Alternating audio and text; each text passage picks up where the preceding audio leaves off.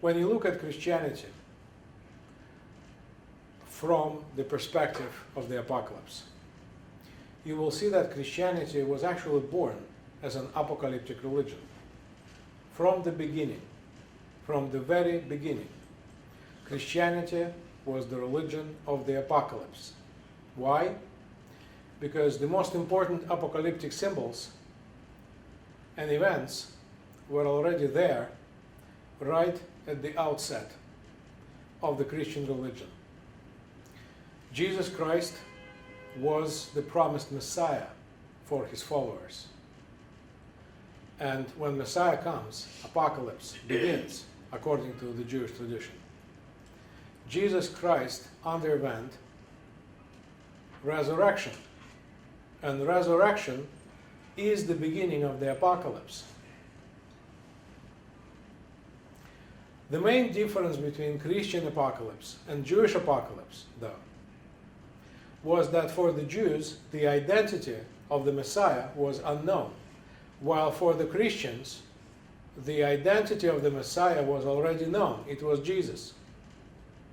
Now, in the language of scholarship, Christian apocalypse or Christian eschatology is a realized eschatology, because the identity of the Messiah is already known for the Christians. And so it happened that most of the Jews rejected Jesus as their promised Messiah, and Christians were those who accepted Jesus as the promised Jewish Messiah. How did it happen that two groups of people who shared the same scriptures, who believed in the same prophecies, came up with two different solutions to this question? Who is the Messiah? In order to understand why did this happen, we have to come back to the Jewish scriptures and to see what the scriptures tell us about this coming of the Messiah and what should happen when the Messiah would come. In Jewish prophecies, there are two major identifiers of the Messiah. The first one is that this Messiah would be of the line of David and would restore the Jewish political state. Remember, the Jews will be gathered in the Promised Land.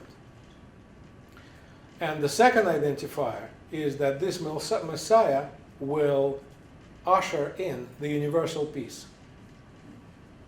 So from the Jewish perspective, it was quite clear that Jesus did not fulfill either one of those promises.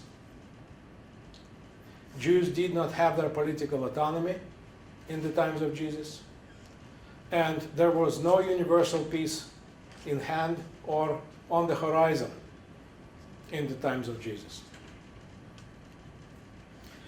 Now, if the evidence against Jesus was so clear, why did Christians accept him as their Messiah? And here we come to a very interesting point about scriptures, religious scriptures of any kind. Religious scriptures are usually broad enough to accommodate various interpretations. And Christians developed their own interpretation of those prophecies. According to Christians, Jesus did gather the Jews, or the new Israel, but it was a spiritual gathering, not a political gathering. Christians, early Christians, call themselves the new Israel, the new religious community. So those who accepted the message of Jesus,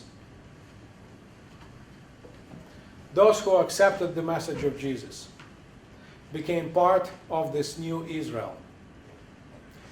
And Jesus did bring peace to the hearts of those who accepted him.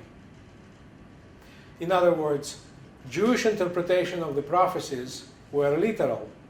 Christian interpretations of the same prophecies were spiritual, symbolic.